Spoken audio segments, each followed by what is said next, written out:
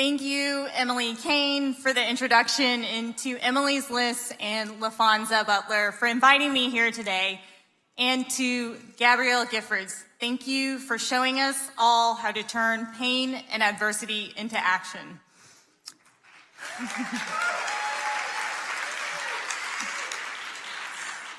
I am so honored to be here tonight in a room full of pro-choice women and trailblazers, especially when it's now more important than ever for women to make decisions about our bodies and our lives.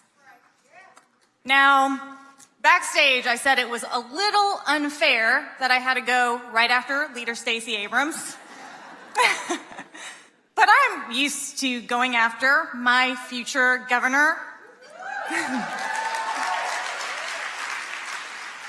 She received the first Rising Star Award in 2014, and when I was elected in 2017 to fill the vacancy left behind by Leader Stacey Abrams, I was told by every member of the General Assembly, no matter what side of the aisle they were on, that Stacey was the smartest lawmaker in our legislative body. So we can see why they are very, very afraid of her leadership. Now, she set a really high bar for me, because now my immigrant parents think that you should go from being a state representative to being a governor in the state of Georgia and probably president one day. And you have to be a tax attorney, and you have to write books at the same time.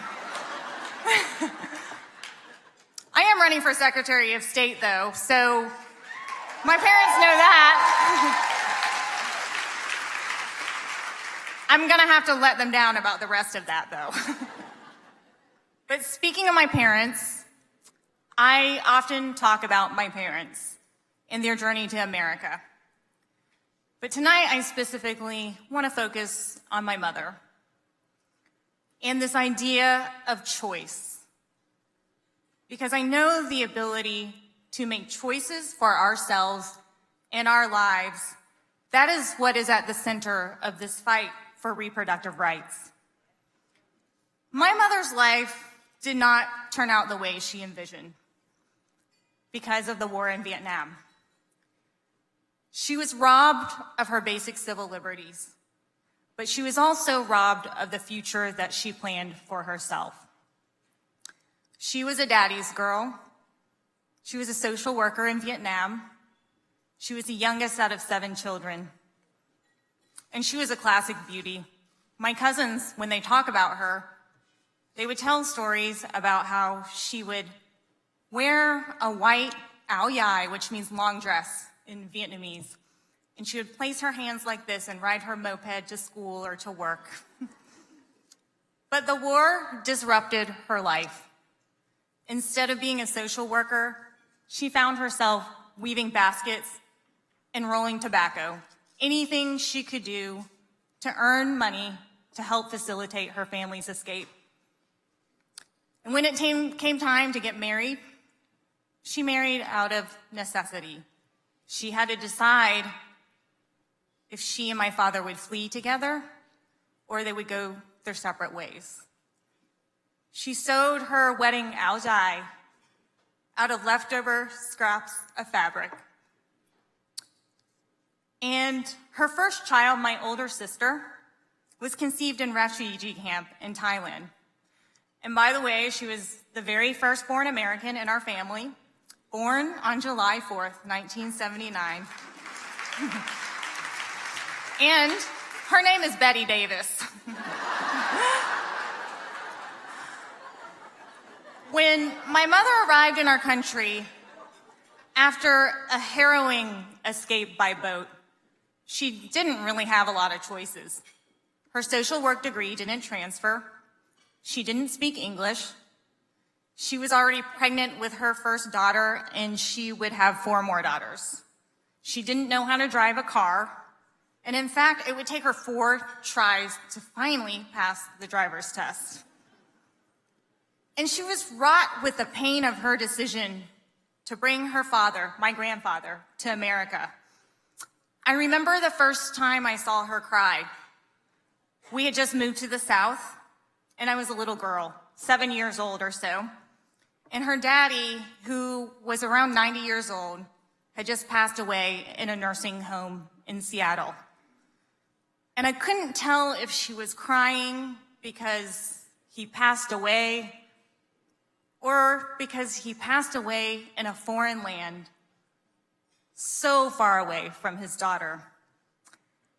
In Vietnam, it's a cultural sin to not take care of your elders at home in the comfort of their own home.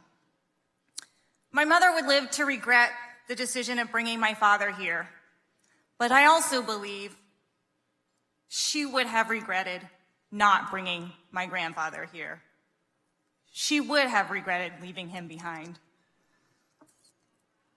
One of the most painful aspects of being the daughter of immigrants is watching my two capable, courageous parents struggle with a foreign language. To watch others treat them with less dignity and respect.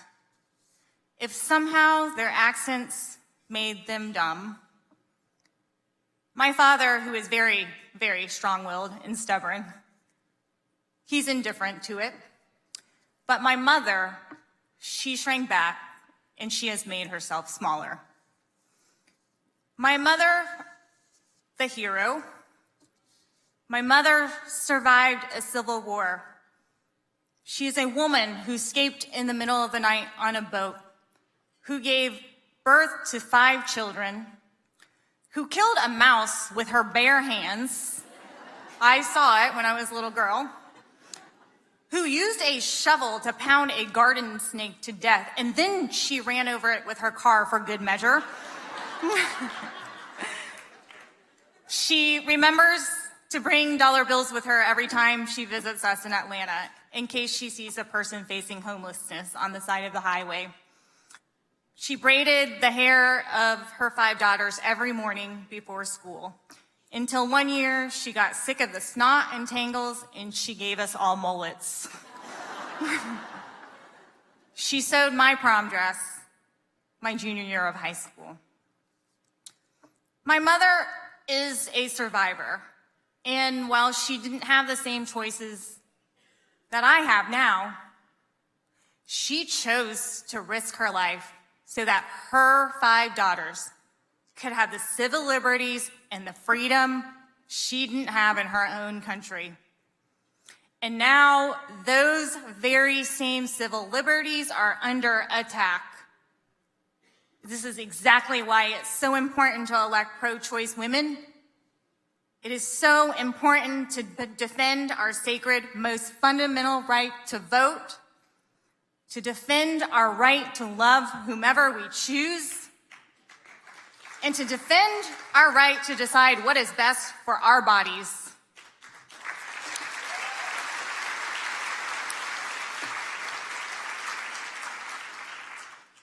My parents have always misunderstood the pathway I chose for myself, including becoming an English major, including working in the nonprofit sector, and including running for office.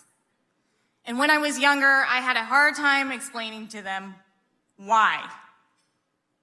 But as I grew older, I came to understand that all of my choices, all of them, has been to honor their legacy of pain and survival, their legacy of courage and tenacity, their legacy in believing in the full freedom to build a life that is free from tyranny.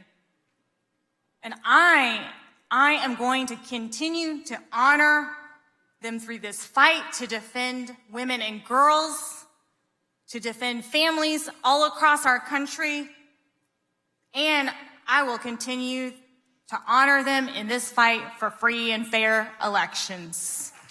Thank you so much.